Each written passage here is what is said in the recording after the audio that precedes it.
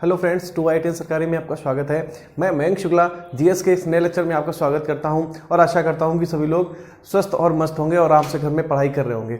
हमारा टॉपिक चल रहा है पॉलिटी में कॉन्स्टिट्यूशन अमेंडमेंट, संविधान संशोधन, जिसका पार्ट 1 हम लोगों ने कल कर लिया था और उसका आज हम सेकेंड और लास्ट पार्ट आज कंप्लीट करेंगे। ठीक है, तो हमारा पार्ट चल रहा है संविधान संशोधन, संविधान संशोधन, कॉन्स्टिट्यूशन अमेंडमेंट।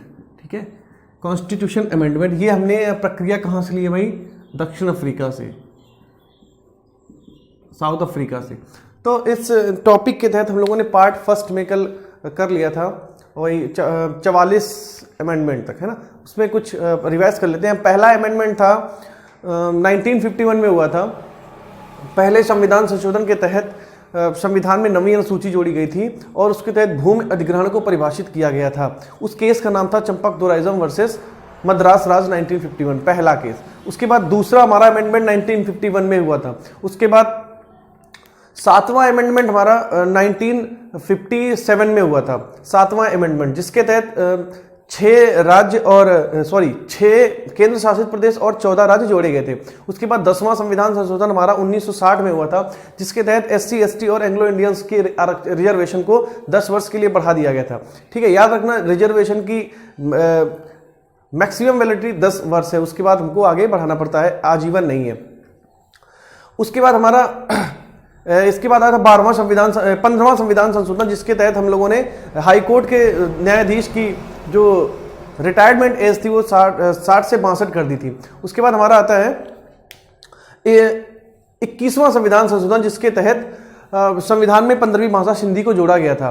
भाषाओं से संबंधित हम लोगों ने हमने आपको कल 3 अमेंडमेंट बताया था, 21, 71 और 92। ठीक है, उसके बाद आता है 1971 में इंदिरा गांधी ने 3 संशोधन किए थे, 24, 26 और 27। 24वें संविधान संशोधन में ये बोला गया था कि जो पार्लियामेंट होगी वो फंडामेंटल राइट को इंक्लूड करके संविधान के किसी पार्ट में अमेंडमेंट कर सकती है और नया कानून बना सकती है। उसके बाद 26वें संविधान 26 में बोला गया था कि जो राजाओं की पेंशन थी उसको खत्म कर दिया जाएगा। उसके बाद अमेंडमेंट बोला गया था 24, 26 और 27 में। 27वें बोला गया था कि नॉर्थ ईस्ट के लिए एक परिषद बनाया जाएगा, नॉर्थ ईस्ट के लिए एक परिषद बनाया था। उसके बाद हम लोगों का आया था कि 42 अमेंडमेंट, 42वां संविधान संशोधन, जिसको सरदार स्वर्ण सिंह के द्वारा 10 मूल कर्तव्य जोड़े गए। सरदार स्वर्ण सिंह कमेटी के द्वारा 8 दिए गए थे, बट संविधान में 10 जोड़े गए। इसको लघु संविधान बोलते हैं। और इसके बाद आता है हमारा 44वां संविधान संशोधन, जिसके तहत जो इमरजेंसी होगी, 44वें संविधान संशोधन 1978 के तहत जो इमरजेंसी होगी वो राष्ट्रपति के द्वारा लगाई जाएगी, जो मंत्रिमंडल की लिखित सलाह देगा, है ना। जो मंत्री परिषद लिखित सलाह देगी, उसी आधार पर राष्ट्रपति वो इमरजेंसी लगाएगा। उसके बाद हम लोगों ने पढ़ा था कि इसी में कि संपत्ति के अधिकार को कानूनी अधिकार बना दिया गया, जो आर्टिकल 31 से हटकर 300 को काम में जोड़ दिया गया था 78 में। उसके बाद 44वें संविधान संशोधन के अंतर्गत ही हम लोगों ने पढ़ा था कि जो इमरजेंसी राष्ट्रपति के द्वारा लगाई जाएगी, 1 महीने के अंदर संसद से उसको पारित कराना पड़ेगा। इसी के तहत हम लोगों ने पढ़ा था कि आर्टिकल जो 352 होता है इमरजेंसी का, तो उसमें आंतरिक कलह को छोड़कर सशस्त्र विद्रोह जोड़ दिया गया था, आंतरिक कलह को छोड़कर सशस्त्र विद्रोह जोड़ दिया गया था। अब इसके बाद हम लोग आगे कंटिन्यू करते हैं। इसके बाद आता है 55वां संविधान संशोधन, 55वां संविधान संशोधन 1987। देखो, ये हमारे संबंधित है 12वें संविधान संशोधन से। ये संबंधित 12वें संविधान संशोधन से कैसे भी आपको बता रहे हैं। इसमें क्लियरली ये कहा गया था, गोवा को संपूर्ण राज्य, गोवा को संपूर्ण राज्य, गोवा को संपूर्ण राज्य व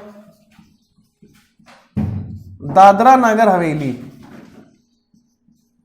दादरा नगर हवेली को संघ का दर्जा दिया गया।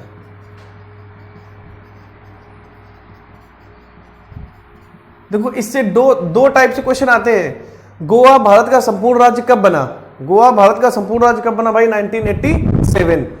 किस संविधान संशोधन से? 55वें। गोवा के साथ साथ ही हमारा दादरा नगर हवेली भी राज्य नहीं बना था, वो केंद्र शासित प्रदेश बना था, यूटी बना था, यूनियन टेरिटरी, ठीक है। लेकिन इसमें हमने ये आपको क्यों बताया कि 12वें संबंधित है? याद रखना 12वें संविधान संशोधन में हमने आपको ये बताया था कि गोवा और दमन दीव को भारतीय क्षेत्र में शामिल किया गया था। भारतीय क्षेत्र में शामिल किया गया था वो 12वें में, लेकिन भारत का राज्य बनाया गया था वो 55वें में। यही दोनों फैक्ट आपको याद रखना है जो कंफ्यूज करते हैं, ठीक है। और हमने आपको 35-36 अमेंडमेंट बताए थे, 35वां संविधान संशोधन और 36वां संविधान संशोधन 1974 और 1975, ये दोनों संविधान ही सिक्किम से संबंधित है, ठीक है। 35 में सिक्किम को भारत का दर्जा दिया गया, भारत के एक राज्य का दर्जा दिया गया, और 36 में क्या हुआ कि सिक्किम को संपूर्ण राज्य का दर्जा दिया गया। ये जो संपूर्ण वर्ड अगर लिख के आ जाए संपूर्ण, तो आप आर्टिकल 36 पे जाओगे। अगर ओनली स्टेट लिख के आए, ओनली स्टेट, केवल राज्य, तो आप 35 पे जाओगे। यही क्वेश्चन है जो बहुत कंफ्यूजन क्रिएट करते हैं और मैक्सिमम एग्जाम में प्रायोरिटी में यही पूछे जाते हैं। ऐसे ही क्वेश्चन आता है कि गोवा भारतीय क्षेत्र में कब शामिल हुआ? तो भाई 12वें संविधान संशोधन के द्वारा, ठीक है। उसके बाद 12वें संविधान संशोधन 1961 के तहत, ठीक है। उसके बाद आता है कि गोवा भारत का संपूर्ण राज्य कब बना? गोवा भारत का संपूर्ण राज्य कब बना? तो 1987, ठीक है। कभी कभी पूछ देता है कि गोवा के साथ साथ ऐसा कौन सा स्टेट था जिसको यूटी का दर्जा दिया गया था? भाई दादरा नगर हवेली, ठीक है। इसके बाद हम लोग आते हैं अमेंडमेंट नंबर 58, 58वां संविधान संशोधन, 58वां संविधान संशोधन 1987, ठीक है। 58वां संविधान संशोधन, देखो इसमें क्या बताया गया था भाई? इसमें ये बोला गया था, 58वें संविधान संशोधन में ये बोला गया था कि जो संविधान है, संविधान को हिंदी में भी पढ़ा जाएगा। संविधान को हिंदी में भी पढ़ा जाएगा, ठीक है। तो 55वां संविधान संशोधन हो गया भाई, गोवा को संपूर्ण राज्य का दर्जा, उसके साथ साथ दादरा नगर हवेली को यूटी का दर्जा। इसके बाद 58वां संविधान संशोधन 1987 में है, हिंदी को भी संविधान को अपनी हिंदी में पढ़ा जाएगा, ठीक है। तो 55 और 58 आपने देख लिए। 55-58 के बाद हमारा आता है 65। 55-58 के बाद आता है बेटा 61।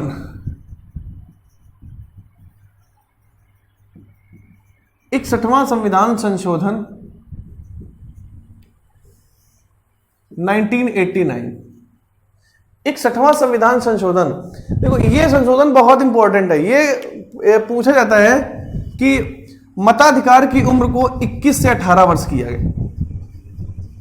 21 से 18 वर्ष किया गया। मताधिकार की आयु को, मतलब जो वोट डालने का अधिकार है, पहले वोट डालने का अधिकार 1989 के पहले जो वोट डाले जाते थे वो सिर्फ 21 वर्ष पे ही डाले जाते थे।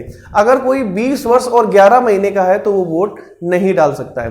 बट 61वां संविधान संशोधन 1989 के तहत क्या हुआ, 21 वर्ष से उम्र घटाकर 18 वर्ष कर दी गई, जो आज भी वैलिड है, ठीक है। अगर आपसे पूछा जाए वो कौन सी कमेटी थी तो आप ये बताओगे, Dinesh Goswami committee. Dinesh Goswami committee, Dinesh Goswami committee. इसने एक फैक्ट और ये दिया था कि भाई आईडी के द्वारा वोट डालना है, आईडी के द्वारा वोट डालना है, आईडी के द्वारा वोट डालना है, ठीक है। तो हमारा जो 61वां संविधान संशोधन 1989 है वो किससे संबंधित है? जो हमारी मताधिकार की उम्र थी, वोट डालने की उम्र थी, ठीक है, तो वो हमारी 21 वर्ष से कम करके, रिड्यूस करके 18 वर्ष कर दी गई। उस कमेटी का क्या नाम था जिसने ये कार्य किया था? भाई दिनेश गोस्वामी कमेटी, ठीक है। अगर ये पूछा जाए कि आज आप देखते हो ना कि आईडी के द्वारा वोट डालते हो, आईडी, आज तो आधार कार्ड भी आ गए हैं, आईडी के द्वारा जब वोट डालते हो तो उसमें ये अधिकार दिया किसने था? तो दिनेश गोस्वामी कमेटी। कब दिया था? 1988। ये बहुत इंपॉर्टेंट है, आप देख लेना, बहुत सारे एग्जाम में ये पूछा जाता है, बहुत सारे एग्जाम पूछा जाता है कि वह कौन सा संविधान संशोधन था जिसके तहत मताधिकार की उम्र को कम किया गया। कम करने का मतलब 21 से 18 किया गया। कभी कभी यह भी पूछा जाता है कि कितने से कितना किया गया, तो 21 से 18, 18 से 21 में कंफ्यूजन क्रिएट हो जाती है। ठीक है, तो 61वां संविधान संशोधन हम लोगों ने पढ़ लिया। अब इसके बाद नंबर आता है 65वां संविधान संशोधन। 65वां संविधान संशोधन, 65वां संविधान संशोधन 1990। देखो हमने एक फैक्ट आपको बता दिया है कि 1960, 70, 80, 90, 2000, 2010 और 2020 इसमें जो संशोधन हुआ है ये एक संशोधन जरूर होगा कॉमन। कौन सा? जो हमारे एससी और एसटी हैं इनके रिजर्वेशन को 10 वर्ष के लिए बढ़ाया गया, क्योंकि हर 10 वर्ष के बाद एक अमेंडमेंट जरूर होता है। ठीक है, एक अमेंडमेंट जरूर होता है। वो क्यों होता है? क्योंकि वो एससी और एसटी के जो रिजर्वेशन दिया गया है उसको एक्सटेंड करना आगे। और ये हमेशा याद रखना कि जो एससी और एसटी का जो रिजर्वेशन है वो 10 वर्ष के लिए हमारे संविधान में है, आजीवन नहीं है। ठीक है, हर 10 वर्ष के बाद एक संशोधन करके उसको एक्सटेंड किया जाता है। तो 65वां संविधान संशोधन हमारा संबंधित था, 65वां हमारा संबंधित था 1990 में एससी एसटी आयोग, एससी एसटी आयोग। इसके बाद अगर आपसे पूछा जाए 64वां संविधान संशोधन, 64वां संविधान संशोधन भाई ये भी 1990 में हुआ था। तो इसमें फिर से यही बोला गया था एससी और एसटी के आरक्षण को 10 वर्ष के लिए बढ़ाया गया, 10 वर्ष के लिए बढ़ाया गया। ठीक है, एससी और एसटी के आरक्षण को 10 वर्ष के लिए बढ़ाया गया। हर 10 वर्ष के बाद एक एससी और एसटी के रिजर्वेशन को आगे बढ़ाने के लिए एक संशोधन जरूर होता है। अब 65वां संविधान संशोधन 1990 क्या था भाई? एससी एसटी आयोग बनाया गया, एससी एसटी आयोग बनाया गया। और इसके तहत भाई ये जो आयोग था इसको सिविल कोड की शक्तियां दी गई। ये आयोग क्या करता था? सुनवाई कर सकता था, गवाहों को बुला सकता था, सुनवाई कर सकता था, गवाहों को बुला सकता था और सजा भी सुना सकता था। इसको सिविल कोड की शक्तियां दी गई थी, सिविल कोड की। ठीक है, यूपीएसआई में क्वेश्चन इस टाइप के बहुत आते हैं। ठीक है, कि किस कोड की शक्तियां दी गई थी। तो हमने जो दो संशोधन पढ़ लिए वो 64वां और 65वां। अब हम लोग इसके आगे चलते हैं 69वां संविधान संशोधन 69 अमेंडमेंट एक्ट कब हुआ था भाई? 69वां संविधान संशोधन 1991, 69th अमेंडमेंट 1991। ये जो 69वां संविधान संशोधन है इसके द्वारा दिल्ली को एनसीआर का दर्जा मिला, दिल्ली को एनसीआर का दर्जा मिला, दिल्ली को एनसीआर का दर्जा मिला। इसके बाद एक दूसरा आता है 70वां संविधान संशोधन, 70वां संविधान संशोधन, 70वां संविधान संशोधन 1992।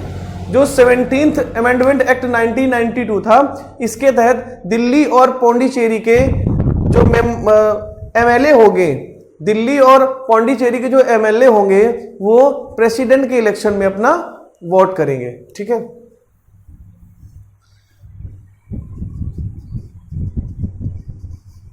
दिल्ली व पुदुचेरी को राष्ट्रपति चुनाव में शामिल किया गया। ठीक है, अब देखो क्या हुआ, 69 और 70 अमेंडमेंट एक्ट 1991 और 1992 दोनों ही किससे संबंधित भाई? दिल्ली से। आपको इतना याद रखना है। और लेकिन 17th वाला जो है वो दिल्ली के साथ साथ पौंडीचेरी से भी संबंधित है। 69 में क्या था? सीधा सीधा क्वेश्चन आता, दिल्ली को एनसीआर का दर्जा किस अमेंडमेंट एक्ट के तहत दिया गया? ठीक है, तो वो भाई 69 कब हुआ था? 1991। इसके बाद 17th अमेंडमेंट एक्ट 70वां आया 1992 में। उसमें क्या प्रावधान था? उसमें था कि भाई दिल्ली और पौंडीचेरी को राष्ट्रपति के चुनाव में शामिल किया गया। दिल्ली और पौंडीचेरी अब राष्ट्रपति के चुनाव में भाग लेंगे और इसमें दिल्ली को एनसीआर का दर्जा मिला। अब यहां से क्वेश्चन ये आता है कि दिल्ली में कितनी लोकसभा की सीटें हैं? दिल्ली में लोकसभा की कितनी सीटें हैं? दिल्ली में आप कमेंट करके हमको जरूर बताना भाई कि दिल्ली में लोकसभा की कितनी सीटें हैं। अब इसके बाद दूसरा क्वेश्चन हमारा ये है कि वर्तमान में कितने ऐसे यूटी हैं जहां पे विधानसभाएं हैं। वर्तमान में ऐसे कितने यूटी हैं, कितने केंद्र शासित प्रदेश हैं जहां पे विधानसभा है, जहां पे विधानसभा है। आपको इन दोनों क्वेश्चन के आंसर कमेंट बॉक्स में जरूर देना है, ठीक है। अब इसके बाद 69 और 70 हो गया। 69 में क्या दिल्ली को एनसीआर का दर्जा मिला और 1992 में दिल्ली और पुडुचेरी को राष्ट्रपति के शासन चुनाव में भाग लेने को कहा गया। इसके बाद हमारा एक आता है 71, 71वां संविधान संशोधन। 71वां संविधान संशोधन जो हमारा हुआ था 1992 में। 71वां संविधान संशोधन जो हमारा 1992 में हुआ था, ये भी हमारे 8th शेड्यूल से संबंधित है, भाषाओं से। हमने आपको बताया था 21वें संविधान संशोधन में क्या हुआ था, सिंधी को 15वीं भाषा के रूप में जोड़ा गया था। मूल संविधान में हमारी 14 भाषाएं थी, वर्तमान में 22 भाषाएं हमारे संविधान की 8वीं अनुसूची में है, ठीक है। उसमें 3 संशोधन हमको पढ़ने हैं, 21, 71 और 92। 21, 71 और 92। तो 71वां संविधान संशोधन 1992 में जो हुआ था, इसमें कोंकणी, मणिपुरी और नेपाली को जोड़ा गया। देखो 21, 71, 92 में 3 संशोधन हमारी 8वीं अनुसूची से हैं जो भाषाओं से संबंध रखते हैं। 21वें में कौन सी भाषा जोड़ी गई थी, सिंधी। 71वें में कौन सी भाषा जोड़ी गई, कोंकणी, मणिपुरी, नेपाली, ठीक है। इसके बाद आता है 73वां संविधान संशोधन। 73वां संविधान संशोधन 1992। भाई इसमें क्या था, हमने आपको बताया था ग्राम पंचायत, ग्राम पंचायत है ना, ग्राम पंचायत नहीं, पंचायत आप देख लो, पंचायत का गठन किया गया, पंचायत का गठन किया गया। अब देखो अगर आप ग्राम पंचायत की बात करोगे, ग्राम पंचायत है ना, क्षेत्र पंचायत और जिला पंचायत, तो ये तीनों हमारी आर्टिकल 243 में आ जाती हैं। बट अगर हम पंचायत का गठन करेंगे जो हमारे 73वें संविधान संशोधन 1992 द्वारा किया गया था, तो ये हमारी जो देहात क्षेत्र होता है ना, ग्रामीण इलाकों के लिए ये किया गया था। इसमें हमारे 29 विषय थे, 29 विषय थे, ठीक है। पंचायती राज से संबंधित भारत का कौन सा आर्टिकल है जो नीति निर्देशक तत्वों में आता है, तो आर्टिकल 40। इसके बाद पंचायती राज में से और जो हमारी राज्य सूची में आता है तो 243 में हमको ए से लगाकर के तक पढ़ना होता है, ठीक है। हमने आपको लास्ट वीडियो में सब कुछ बता दिया था जिसमें पंचायती राज है। अगर आपने देखा नहीं है तो प्लेलिस्ट में जाके पंचायती राज का वीडियो देख लेना। 243 A B C D I से के हमने सब कुछ उसमें डिफाइन किया था कि पंचायत का चुनाव कैसे होता है, कितने खंड में वो विभाजित होता है, और चुनाव के लिए क्या क्या प्रक्रिया होती है, कौन कराता है ना, और राज्य संचित निधि क्या होती है जो हमारी 243 आई में है, ठीक है। इसमें 29 विषय है। इसके बाद आता है 74वां संविधान संशोधन। 74वां संविधान संशोधन 1993, जो 74th अमेंडमेंट एक्ट 1993 है, इसमें देखो पंचायत, इसमें नगर पंचायत है,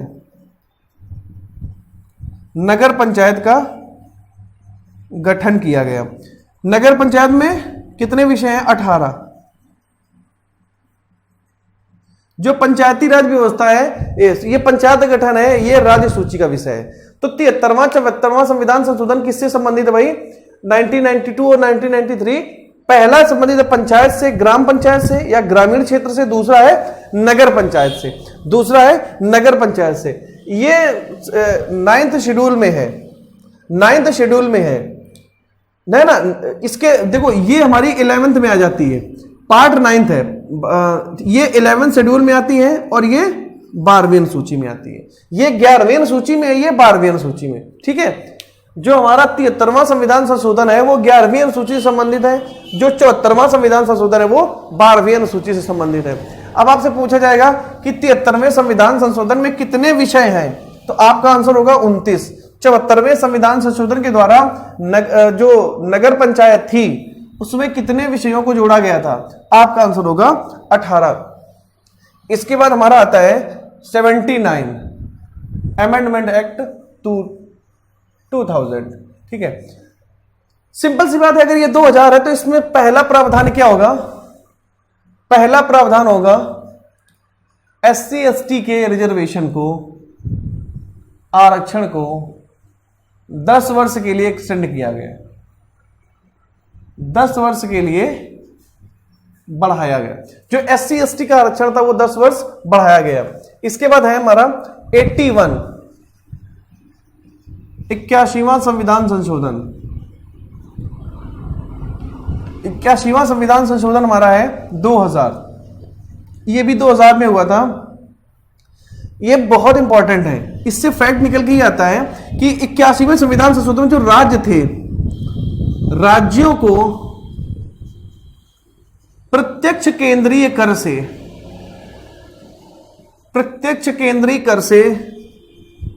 29% हिस्सा मिला।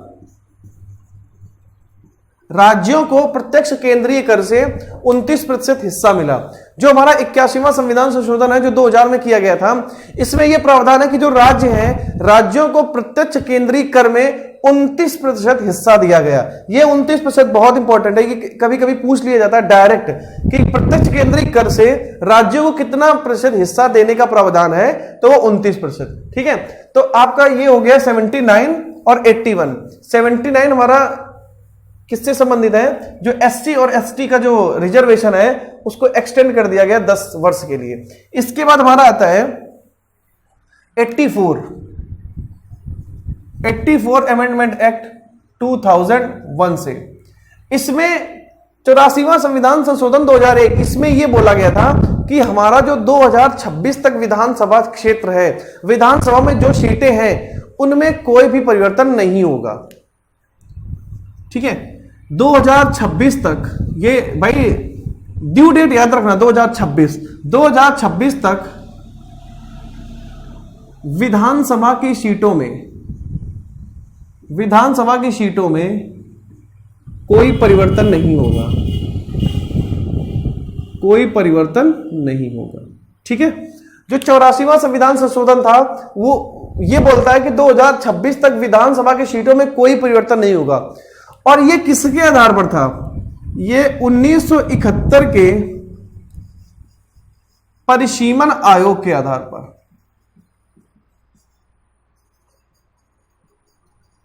ये दोनों क्वेश्चन बहुत पूछे जाते हैं भाई।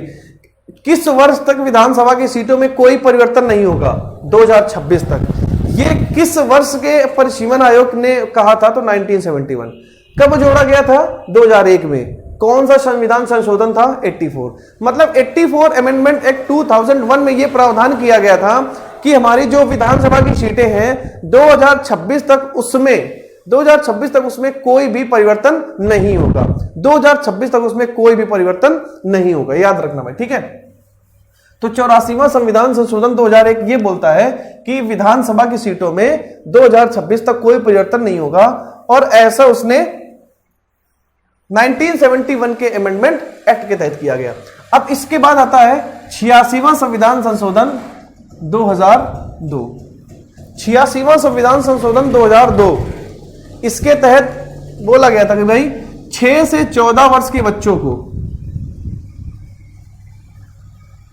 6 से 14 वर्ष के बच्चों को अनिवार्य शिक्षा दी जाएगी। अनिवार्य भोजन और पोषण, अनिवार्य भोजन पोषण दिया जाएगा।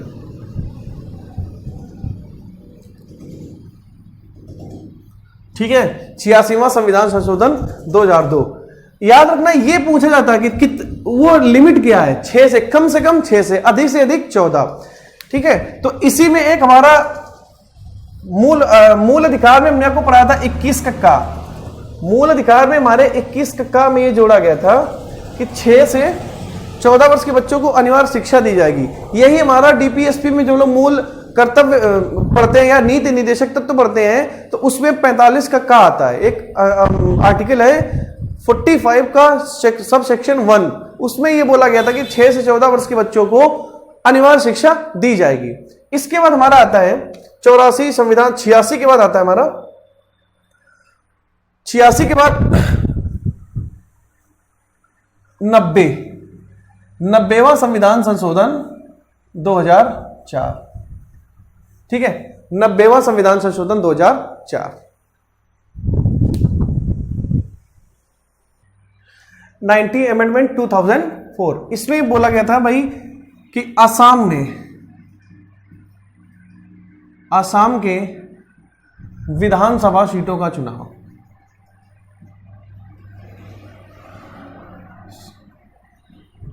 ये जो 19th अमेंडमेंट एक्ट है 2004 का, वो असम के विधानसभा के चुनाव से संबंधित है। उस समय वोडोलैंड की मांग हुई थी, तो उसके लिए इसमें संशोधन किया गया था। तो मतलब आपको जो 90 अमेंडमेंट एक्ट है, इसमें याद ये रखना है कि असम का जो इलेक्शन था उससे संबंधित है। वोडोलैंड के लिए थोड़ा प्रॉब्लम क्रिएट कर रहे थे असम के लोग, है ना। अभी भी कभी कभी ये गोरखालैंड की मांग उठती है, तो उसी यहाँ पे वोडोलैंड की मांग उठी थी, तो उसके लिए प्रावधान किया गया था। इसके बाद 90 के बाद आता है 92 अमेंडमेंट एक्ट संविधान संशोधन 2004। ये कहेंगे 2003 में लिखा होता, तो 2003-2004 ऐसे लिखना। ठीक है, देखो हमने क्या कहता 21, 71, 92, मतलब ये भी भाषाओं से संबंधित है। इसमें कौन सी भाषाएं जोड़ी गई थी भाई, याद रखना, बोडो, डोंगरी, मैथिली और संथाली। बोडो, डोंगरी, मैथिली, संथाली। ठीक है, उसके बाद 71 में कौन सी थी, नेपाली, कोंकणी और मणिपुरी। ठीक है, नेपाली, कोंकणी और मणिपुरी, ये 3 भाषाएं जोड़ी गई थी हमारी 71 से। ठीक है, 21 से कौन जोड़ी गई थी, सिंधी। 92 से बोडो, डोंगरी, मैथिली और संथाली। ये आपको 3 एक्ट बहुत याद रखने हैं। प्रीवियस ईयर जो यूपीएसआई था, ये सीधा क्वेश्चन पूछा गया था।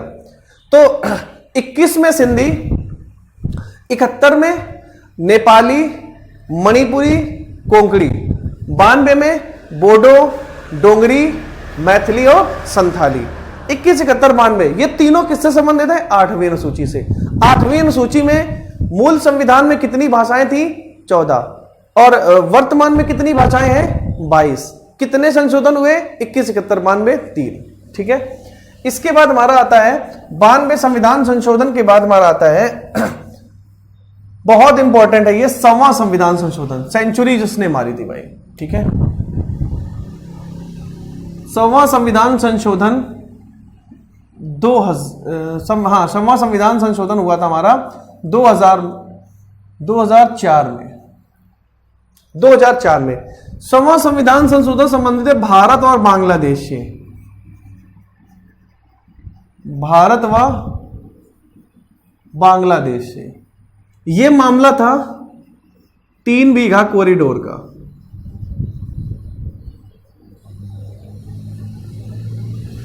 3 बीघा कॉरिडोर, सीधा क्वेश्चन पूछा जाता है 3 बीघा कॉरिडोर मामला किन 2 देशों के बीच में था। 3 बीघा कॉरिडोर मामला किन 2 देशों के बीच में था? तो भारत और बांग्लादेश। भारत और बांग्लादेश। अब इसी में कुछ डिस्प्यूट आते हैं। डिस्प्यूट जैसे आपका क्या, सरकृत विवाद किन 2 देशों के बीच में है? तो भारत और पाकिस्तान। जम्मू कश्मीर पीओके विवाद किन 2 देशों में है? तो भारत और पाकिस्तान। अगर आपसे क्वेश्चन पूछा जाता है कि काला पानी विवाद किन 2 देशों के बीच में है? काला पानी विवाद, तो आप बताओगे भारत और नेपाल। अगर आपसे पूछा जाए डोकलाम विवाद किन 2 देशों के बीच में है? डोकलाम विवाद किन 2 देशों के बीच में है? आपका आंसर होगा चीन और भूटान। याद रखना, डोकलाम विवाद भारत और चीन के बीच नहीं था, वो एक्चुअली विवाद था चीन और भूटान के बीच में। बट भारत एक जो भूटान के साथ जो एक ट्रीटी की है उसके लिए वो भूटान के साथ खड़ा था, जबकि वो एक्चुअली विवाद चाइना और भूटान के बीच में था। तो ये कुछ जो इंपॉर्टेंट विवाद हैं उसको आपको याद रखना है।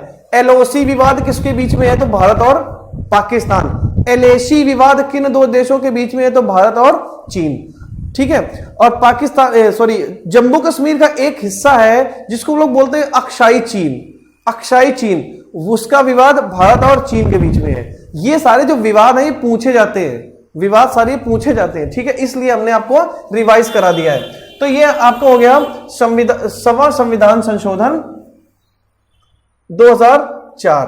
ठीक है, इसके बाद हमने शायद एक अमेंडमेंट छोड़ दिया यार, 93 93वां संविधान संशोधन, ये छूट गया था, इसको भी आप लिख लो, बहुत इंपॉर्टेंट है ये। 93वां संविधान संशोधन 2004 में हुआ था।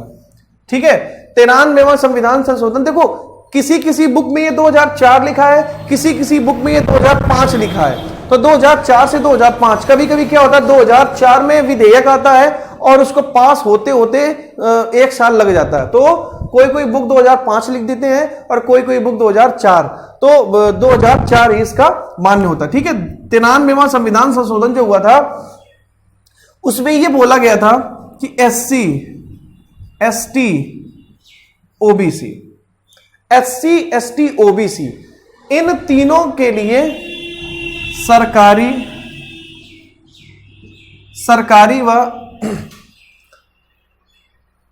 सरकारी व प्राइवेट स्कूल में, सरकारी व प्राइवेट स्कूल में सीटें आरक्षित होंगी।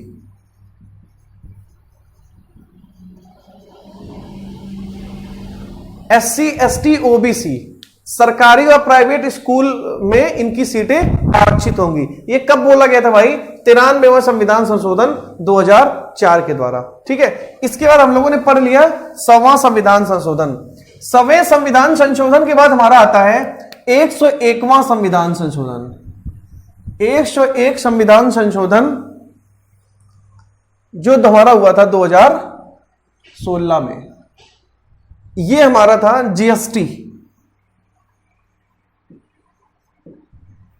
GST, goods and service tax, वस्तु एवं सेवा कर। ठीक है, इसका मेन मोटो यह था कि भाई पूरे देश के सभी करों को हटाकर एक कर सेवा लगाई जाए। ठीक है, सिर्फ जीएसटी लागू था। तो यह कब किया गया? 101वां संविधान संशोधन 2016 के द्वारा। ठीक है, जीएसटी कितने तरह की होती है? तो CGST, SGST और IGST। CGST, SGST और IGST। अब देखो तीनों का फुल फॉर्म क्या होता है? सेंट्रल की होती है, ये स्टेट की होती है और ये इंटीग्रेटेड होती है। सेंट्रल की, स्टेट की और इंटीग्रेटेड।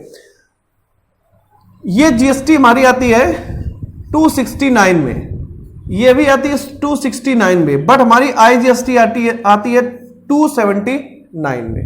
ठीक, ये आर्टिकल है सारे 269 का A, B और 279। ठीक है, CGST, SGST, IGST तीन तरह की जीएसटी है। 101वां संविधान संशोधन 2016 के द्वारा ये लाई गई थी।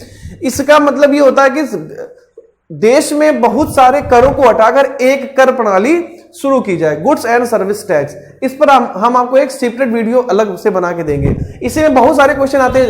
एक क्वेश्चन आता है कि जीएसटी आईएन में आईएन का फुल फॉर्म क्या है? तो goods and service tax identification number. तो ये सारे क्वेश्चन आते हैं, वो हम आपको कराएंगे। अभी आपको सिर्फ ये देखना है कि जो 101वां संविधान संशोधन है वो जीएसटी से संबंधित है। इसके बाद हमारा 102वां संविधान संशोधन, 103 संविधान संशोधन और 104 संविधान संशोधन हुए। ठीक है, तो जीएसटी के बाद हमारा आया था ओबीसी के लिए। ओबीसी के लिए आरक्षण आया था 102वें संविधान संशोधन में। उसके बाद 103वें संविधान संशोधन में हमारा आया था 10% ईडब्ल्यूएस, इकोनॉमिकली वीकर सेक्शन। इसके बाद ये आया था। उसके बाद आया हमारा 104वां संविधान संशोधन 2020, जो अभी जनवरी में आया है। याद रखना, इसके तहत जो लोकसभा के दो एंग्लो इंडियंस को, जो लोकसभा में दो एंग्लो इंडियंस को हटा दिया गया है। ठीक है, तो अभी तक हमारे संविधान में सिर्फ 104 संशोधन ही हुए हैं जो हमने आपको बता दिए। ठीक है, इससे ज्यादा आपके एग्जाम में नहीं पूछा जाएगा। हमने आपको तकरीबन 50 संविधान संशोधन करा दिए, 40 से 50 संशोधन करा दिए। अगर आप इतने याद कर लोगे तो अमेंडमेंट से आपको कोई क्वेश्चन बाहर नहीं जाएगा। ठीक है, अब हम आपको कुछ संविधान संशोधन दे रहे हैं जिसके आपको आंसर देने हैं। ठीक है, जिसके आपको आंसर देने हैं। सबसे पहला जो प्रथम संविधान संशोधन था, प्रथम संविधान संशोधन में क्या प्रावधान था? ठीक है, उसके बाद 12वें संविधान संशोधन में क्या प्रावधान था? 12वें संविधान संशोधन में क्या प्रावधान था? इसके बाद 21वें संविधान संशोधन में क्या प्रावधान था? 21वें, भाई आप लोग ये जो मैं क्वेश्चन दे रहा हूं ये आपको आंसर देने हैं या तो आपको खुद रिवाइज करना है। ठीक है, प्रथम संविधान संशोधन में, 12वें में, 21वें में, 21वें के बाद 42वें में। ठीक है, ये कब हुआ था? 42वां, 44वां कब हुआ था? ठीक है, कुछ एक दो पॉइंट भी आपको पता होने चाहिए। इसके बाद 71वां, इसके बाद 61वां, इसके बाद 52वां। ठीक है, इसके बाद 92, इसके बाद आपको बताना है 69, 70, ठीक है, 73, 74। आपको इनके जवाब देने हैं। तो देखो जल्दी से आपको जवाब दे देते हैं। जो प्रथम संविधान संशोधन था वो 1951 में हुआ था।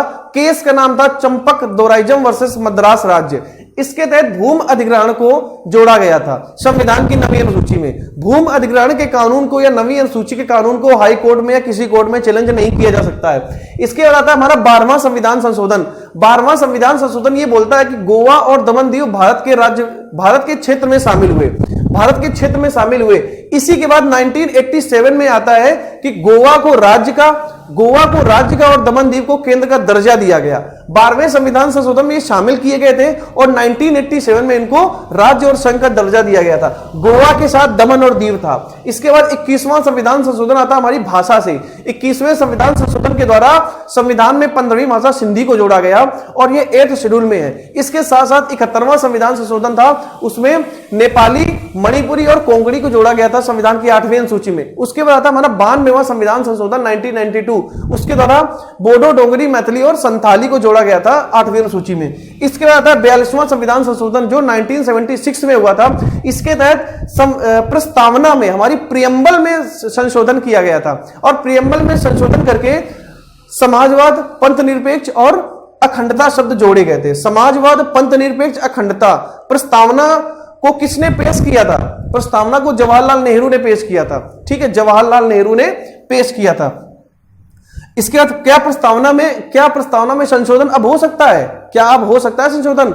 बिल्कुल हो सकता है। केशवानंद भारतीवाद 1963 में यह बोला गया था कि प्रस्तावना में संशोधन हो सकता है, लेकिन संविधान के ढांचे में कोई परिवर्तन नहीं होना चाहिए, कोई परिवर्तन नहीं होना चाहिए। ठीक है, इसके पहले हमारा गोलकनाथ का केस हुआ था। उस केस में यह बोला गया था कि बोम्बई केस हुआ था। गोलकनाथ केस में मतलब यह बोला गया था कि मूल अधिकारों में आप या प्रस्तावना में आप संशोधन नहीं कर सकते। ठीक है, इसके बाद 44वां संविधान संशोधन आता है 1978। इसके द्वारा संपत्ति के अधिकार को मूल अधिकार से हटाकर इसको कानूनी अधिकार बना दिया गया और 300 का काम में जोड़ दिया गया। 44वें संविधान संशोधन के द्वारा ही आर्टिकल 352 से आंतरिक कलह को हटाकर सशस्त्र विद्रोह जोड़ा गया था। 44वें संविधान संशोधन में ही राष्ट्रपति मंत्रिमंडल की लिखित सलाह पर वो लगाता है आपातकाल। लिखित सलाह पर, ऐसे नहीं कि पूछ लिया लगा दिया, लिखित सलाह मिलनी चाहिए तभी वो लगाएगा। 1978 में ये प्रावधान किया गया था। इसके बाद हमारा आता है 69वां संविधान संशोधन। दिल्ली को एनसीआर का दर्जा दिया गया। 70वां संविधान संशोधन, दिल्ली और पौंडीचेरी के सदस्यों को राष्ट्रपति के चुनाव में आने की मोहलत दी गई। 71वां संविधान संशोधन 2171 अभी आपको बताया, नेपाली, मैथिली और कोंकणी 3 भाषाएं जोड़ी गई। 61वां संविधान संशोधन 1989 में दिनेश गोस्वामी समिति के द्वारा मताधिकार की उम्र को 21 से घटाकर 18 कर दिया गया, ठीक है, और आईडी द्वारा वोट डालने का अधिकार दिया गया। 52वां संविधान संशोधन 1985 दल बदल के कानून को परिभाषित किया गया। 92वां संविधान संशोधन, अभी मैंने आपको बताया, 92वां संविधान संशोधन बोडो, डोंगरी, मैथिली और संताली को 21 भाषाओं में 22 भाषाओं में शामिल किया गया, ठीक है, संविधान की 8वीं अनुसूची में। इसके बाद आपका आता है 73वां और 74वां। 73वां संविधान संशोधन हमारा 11वीं अनुसूची से संबंधित है, जो ग्राम पंचायत को बताता है 1972 में। 74वां संविधान संशोधन हमारी नगर पंचायत को बताता है। ग्राम पंचायत में हमारी 28 विषय हैं और 29 विषय हैं, और नगर पंचायत में 18 विषय हैं। तो ये कुछ हमारे इंपॉर्टेंट संविधान संशोधन थे जिनको हमने डिस्कस किया है। अगर वीडियो आपको पसंद आया है तो लाइक, शेयर और सब्सक्राइब जरूर करें, ठीक है। Thank you.